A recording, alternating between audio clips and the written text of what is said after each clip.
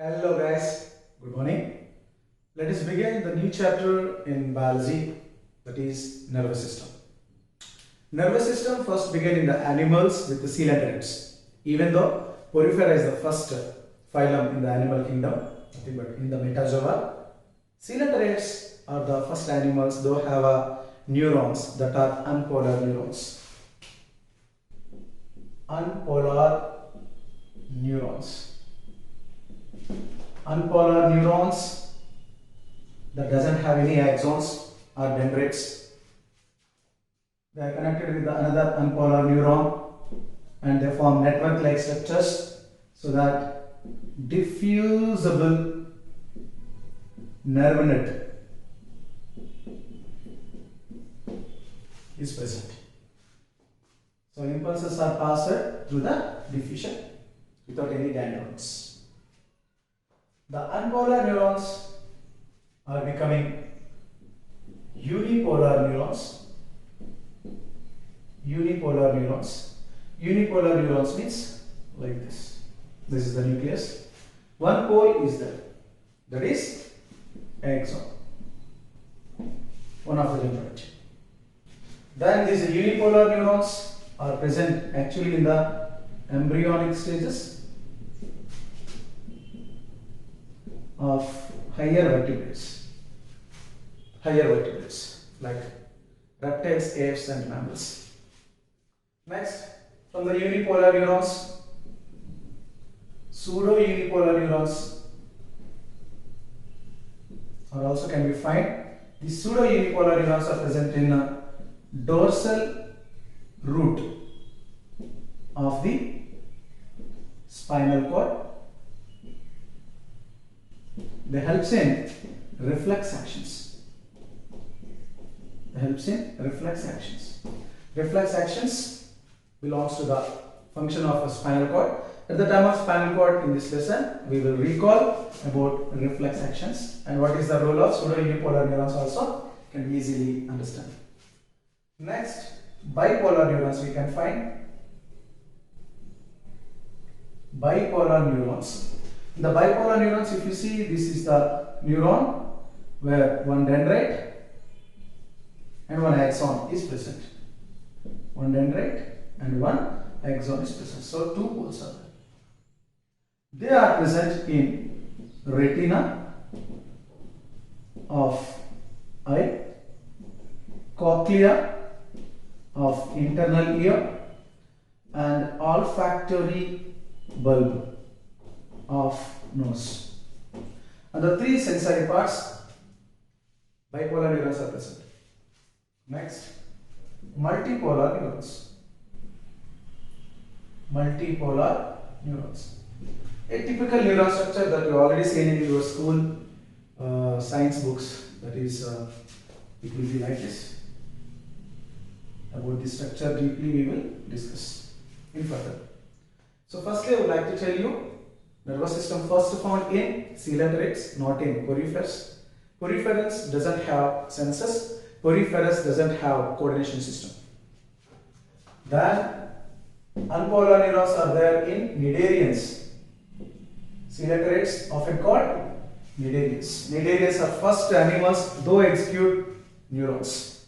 Later coeloterida after Ptenophora, Platyhelminthes, Aschelminthes. In Platyhelminthes and Aschelminthes, ladder type of nervous system is there. In Annelida, gangliated, arthropod also gangliated, double ventral nerve cord is present.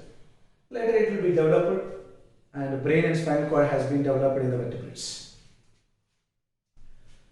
So types of neurons in the animals, if you see, the first one is unpolar, second one is unipolar, third one is pseudo-unipolar. Pseudo-unipolar neurons are a bit of difficult in this execution. They will be like this. Number of poles, axons are one, but they mesmerize our vision. It looks like two dendrites. And another category is bipolar neurons, mainly present in the central nerves and the sense organs. And ultimately, the final mature neuron is multipolar neuron. This is how nervous system is comprised in animals. If we talk about the human nervous system, then that will be a starting point of class. Let us discuss human nervous system in detail. If we talk about human nervous system, here so many technical terms will be there. There so many students, so many times they confuse. Suppose, what is central nervous system? What is peripheral nervous system? What is autonomous nervous system? What is visceral nervous system? Like so many technical terms. The perfect definitions also gives you a good basic to understand the entire concept. If you see human nervous system, short forms I used to write. HNS, human nervous system, that is comprised of two important parts. One is central nervous system. We can call up this is CNS, central nervous system. Beside peripheral nervous system, this is called PNS. Mainly these two. What is CNS? Central nervous system. What is PNS? Peripheral nervous system. Central nervous system is comprised directly by brain and spinal cord. That's it. Brain and spinal cord, two together, called central nervous system. Of course, brain consists of again three parts: forebrain, midbrain, hindbrain. It is a further topic. Brain plus the spinal cord is equal to central nervous system. Then what about the peripheral nervous system? Peripheral nervous system comprised of two things: somatic nervous system,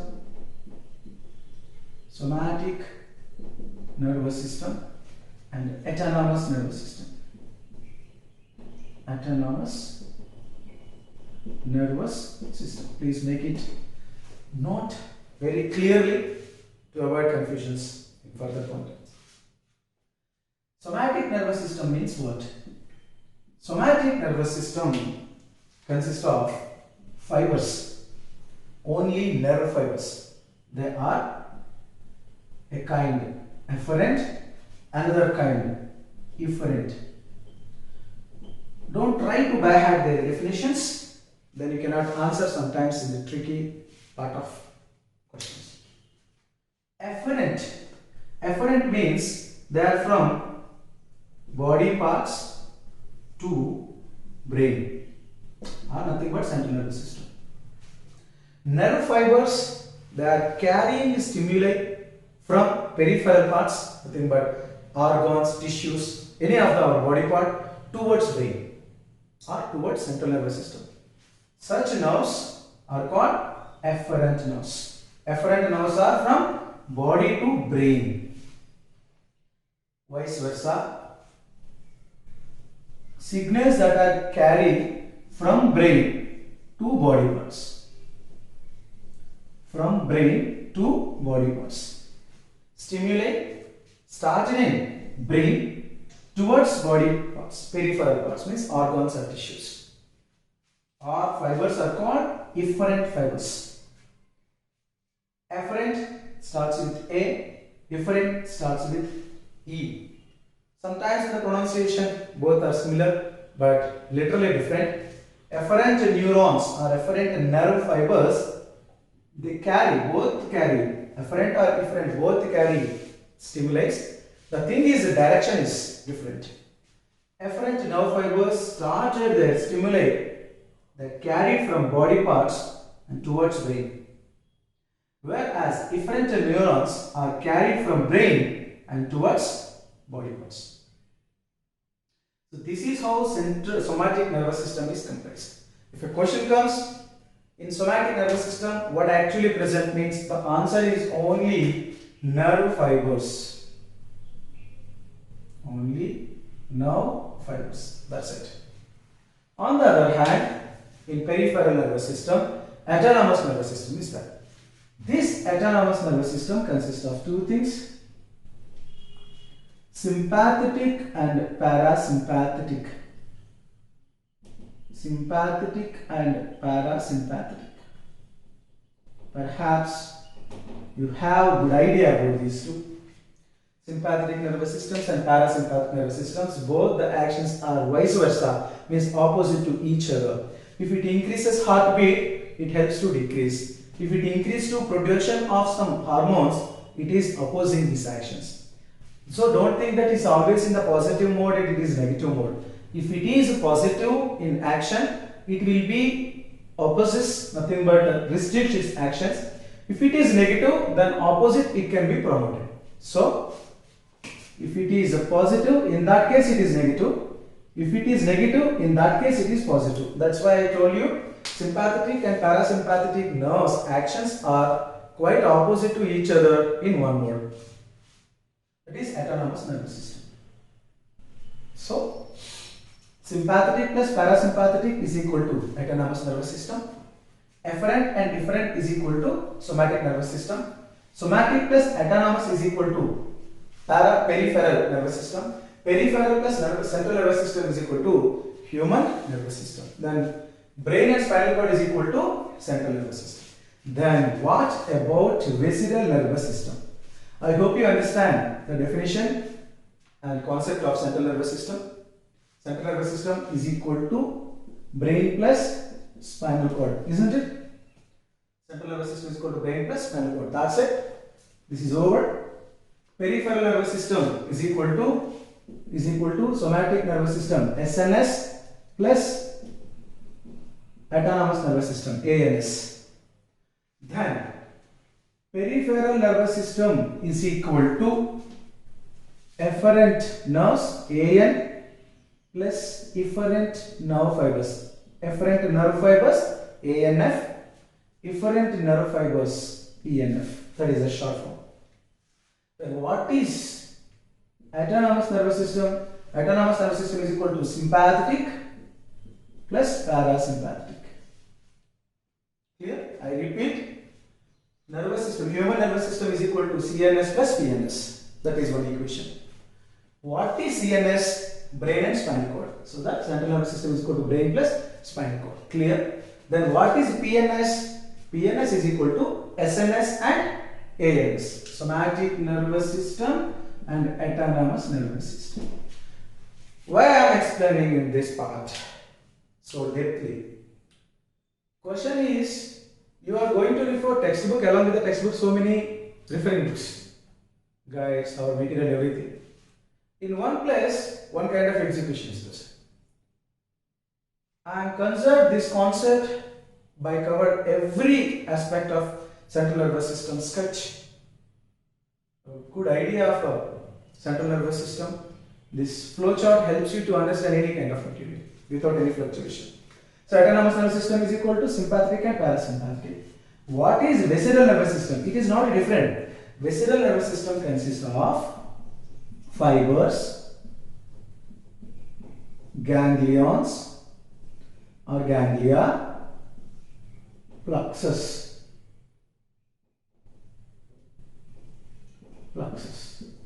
Fibers, nothing but afferent and different fibers. Ganglias, group of neurons like this. Plexus, some are in the branches, network of neurons. Fibers, bundles of neurons. So they are also nerves, they are also nerves, they are also nerves, but the pattern is different. Whatever it is, all internal fibers are together called visceral nervous system. Visceral nervous system doesn't have brain and spinal cord. That's it. This is overall sketch about to understand what is human nervous system. Now the time to discuss about structure of multiple neuron. The structure of multiple neuron, which consists of a spherical cell body, which is also called cyton,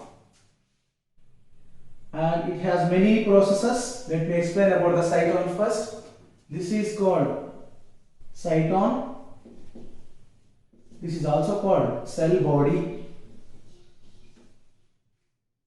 and also called perikaryon. around karyonucleus. As nucleus is comprised at the center of this part, around this nucleus this body is exist. That's why it is called perikaryon. All the three names together considered for only one part, that is cytone. In the cytone, central single nuclei is present. So, single and central nucleus is present. Number of nucleus in the neuron? 1. The thing is, nucleus actually it has a nucleolus, right? In a typical animal cell consists of nucleus. Inside the nucleus, nucleolus is present. That is the site of ribosomal production. But in case of neuron, it is absent. It is absent. What is absent? Nucleolus. So I can write here single and central nucleus without nucleolus. What is the function of nucleolus? I told you just now. Site of ribosomal production. If nucleus is not there, what will happen? Ribosomes cannot be produced. What is the use of ribosomes? Protein synthesis, right? So ribosomes are present, then proteins will be produced. If ribosomes are absent, where does the proteins can be produced? That's why in the cytoplasm, this is cytoplasm, right? Cytoplasm present in the neuron is called neuroplasm. Neuroplasm. Simply it is cytoplasm of the cell. Inside the cytoplasm, so many ribonucleoproteins are present. They are grey in color. What they are called? Nissl granules. Nissl is a scientist who found it. Nissl granules are chemically ribonucleoproteins. Ribonucleoproteins. They are Nissl granules. Why does Nissl granules are only present in the neuron? Is the question. Neuron nucleus doesn't have nucleolus. As nucleolus is a site of ribosomal production required for the protein synthesis. As nucleolus doesn't exist in the nucleus of neurons, they have another alternative option, that is Nissl granules. Nissl granules are made up of ribonucleoproteins. They help to production of enzymes and lot of metabolic activities. And inside the cytoplasm or neuroplasm, other cell organelles also present, but centrioles were absent. So cytoplasm is devoid of centrioles. How does centrioles help in the animal cell?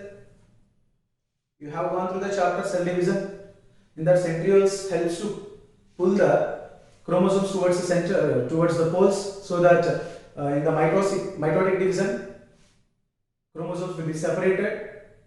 Equal number of chromosomes will come together, and cell divides equally into two. If the centrioles are absent, division is impossible. That is the reason neurons cannot divide.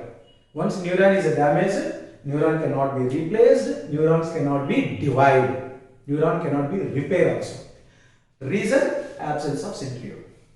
So this is the main part of cytone. Cytone is the first part. Cytone is cylindrical in nature. Cytone consists of a nucleus that is single and without any nucleolus. Nucleolus is absolutely absent.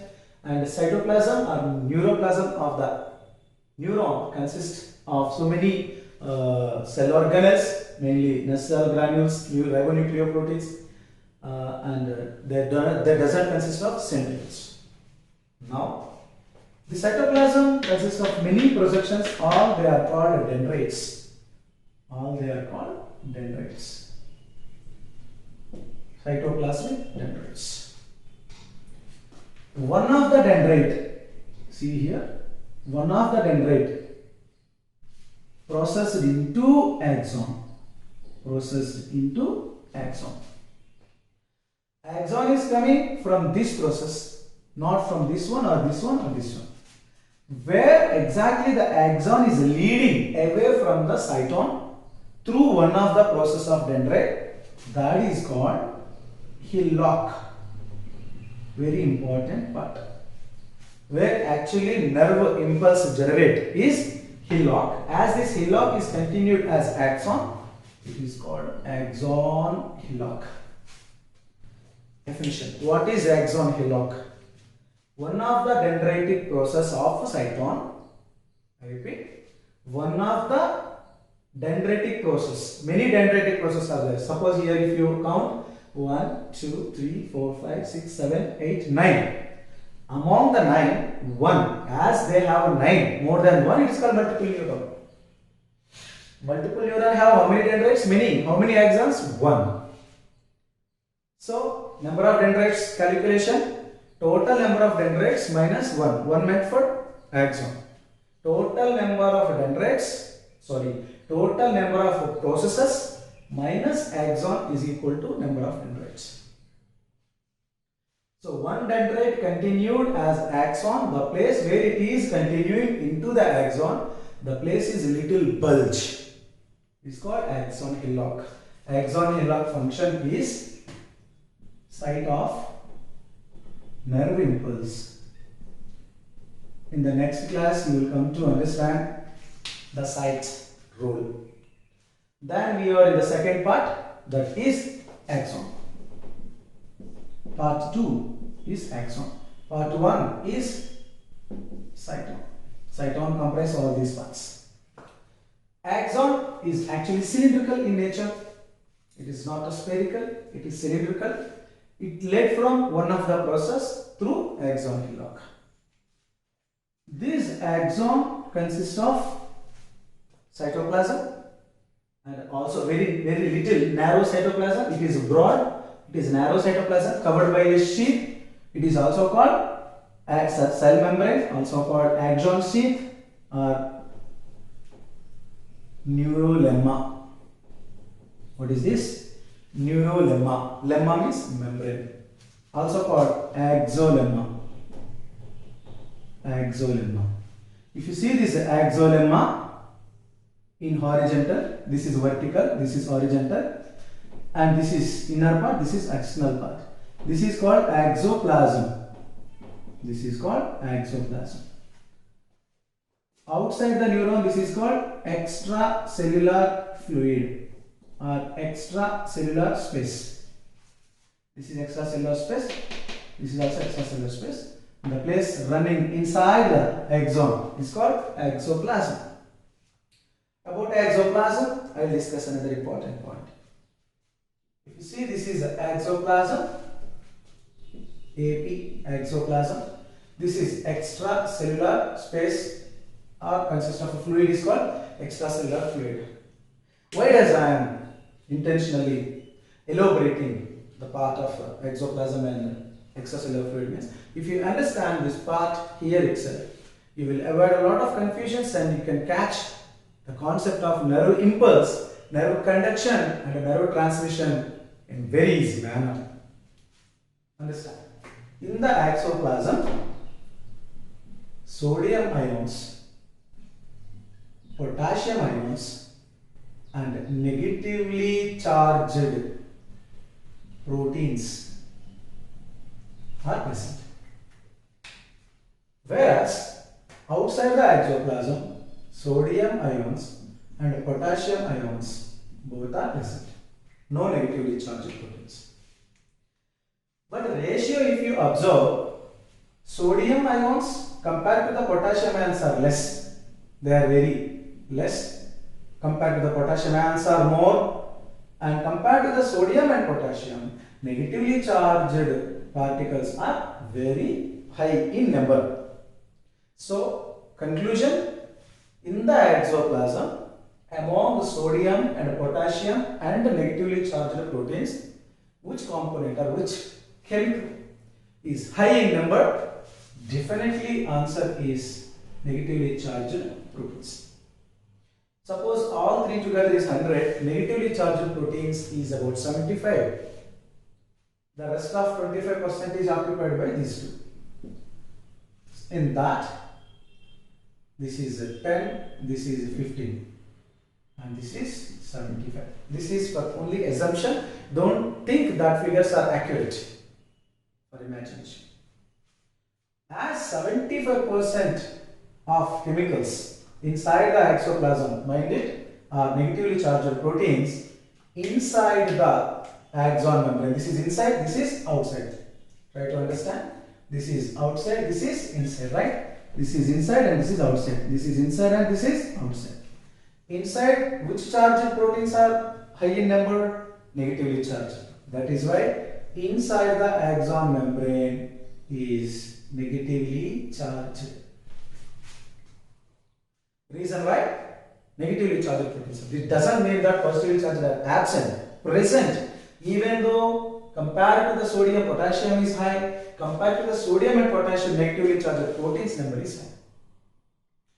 Whereas outside the axon membrane means towards extracellular fluid side, positive charge is present. When a neuron is in rest, this is condition. When a neuron is not in work, that is indifferent. When a neuron is in rest, you are not thinking about anything. The neuron is in rest. That time, inner side of the neural membrane is negatively charged and outer side of the neural membrane is positively charged. Why it is positively charged? As positive ions are present. But here, sodium ions are more and potassium ions are less. I repeat this concept again. Axon is a cylindrical structure. Axon helps in the conduction of nerve impulse. Axon hillock is the site of nerve impulse and axon or axon membrane is the site of conduction of nerve impulse. Conduction of nerve impulse. Conduction of nerve impulse by axon membrane. Why? Why does axon only can do that? Answer: axon membrane has polarity. That is called resting membrane potential. Resting membrane potential. How much this resting membrane potential? 70 millivolts. Why does I given here minus? That is not minus, negative charge. Always potential can be considered only inside, not outside. Inside, how much potential is there? 70 millivolts. Why does I given this minus? It's not minus, actually the charge resembling inside charge. So negatively charged 70 millivolts will be there when neurons are in resting. If you understand resting, if we disturb, how much will be changed? We can understand. That is in the next class. This all basics helps you a lot in the next class to understand how we think, how we smell, how we taste and how we sense. All together is called processing of neuron. So resting membrane potential is 70 inside charge, that is. But in the resting, always inside is negative. In the resting, always it is positive. Question: why always positive outside? Because the sodium and potassium is present. Both are positively charged. Compared to the potassium, sodium is high. Potassium is low. Whereas that is reverse. Sodium is less, potassium is high inside. Even though potassium is high, compared to the potassium, negatively charged proteins are very high in number. That is why inside negative charge. Because of that charge, nerve impulse which is generated in the hillock, axon hillock, can be traveled like this. Is called conduction. That is a habit. Understand? Now one more important point is this axon membrane. This is one membrane, this is another membrane. Have some channels, some gates. Through these gates, ions will come, ions will go. And ions will come and also ions will go. Balance osmoregulation. So, if it is a sodium channels, sodium gates are open, they will come inside. If concentration is high, then sodium goes out. Potassium channels will come. If the concentration of potassium is outside is high, they will come. Otherwise, inside is high, they will go. And outside is high, from high concentration to low concentration, they will come in. So what does it mean? as all the animal cell membranes, neuron is also having cell membrane. The cell membrane have some openings. They are called ion channels. They are called ion channels. Ion channels are always open. Open always. They work against the concentration gradient. Concentration gradient. They work upon concentration gradient. Means high concentration to low concentration, they always come. And their number is more. This is a not unique character of neuron, common character of animal cell. But how does the axon membrane differentiate with another any cell membrane of animals? Means apart from the ionic channels, voltage gated channels are present. Voltage gated channels are present. What does voltage gated channel? A channel, their gates are opened by voltage. A particular current, particular electricity should be required to open the channel, also required for closing.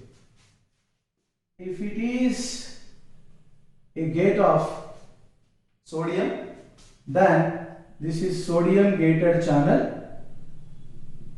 This channel required 70 millivolts to open, 55 millivolts to close.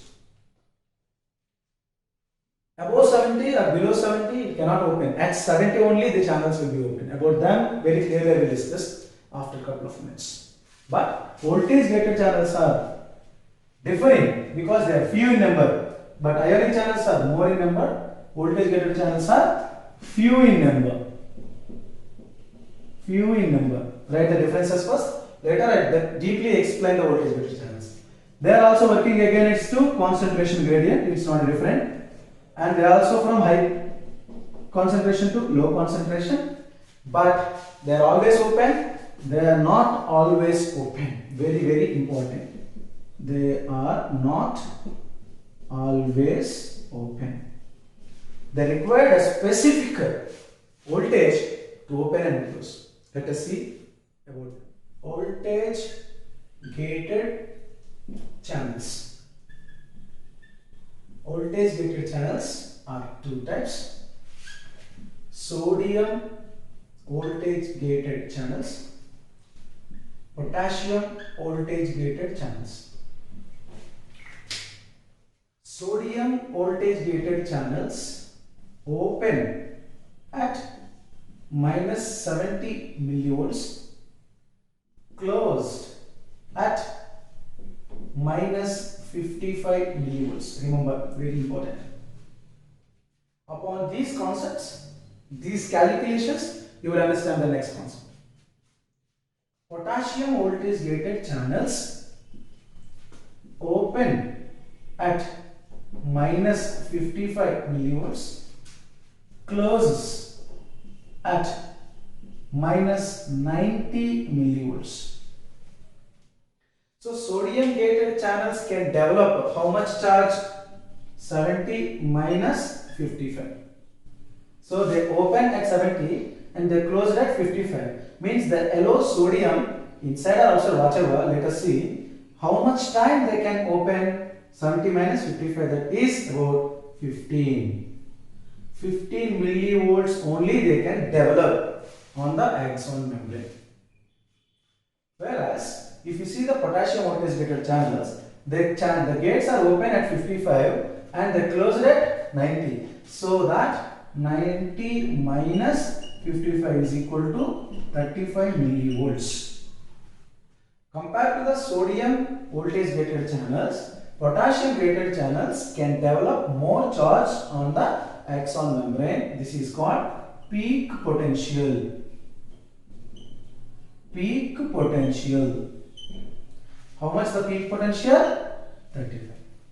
This is a drop potential. Drop potential. How much the drop potential? 15. Less potential and high potential. So remember at which charge sodium gated channels will open, at which charge they close again.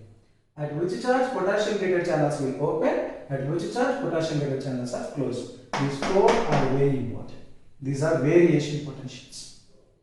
Now, what are the differences between ionic channels and voltage gated channels? Ionic channels are many in number. Voltage gated channels are few in number. Ionic gated channels are always open, just like they are present in every cell membrane. Voltage gated channels not always open, they open at a specific charge and they close at a specific charge. They develop some charge along the axon membrane. This is the second difference. Third one, ion gated channels are present in the cell membrane of every cell, but voltage gated channels are present only axon membrane, means neuron. Clear? Now, this is about the axon. Axon is a cylindrical part which helps in the conduction. Because of all these variations on the charges, they help in conduction. How conduction will happen in the next day class.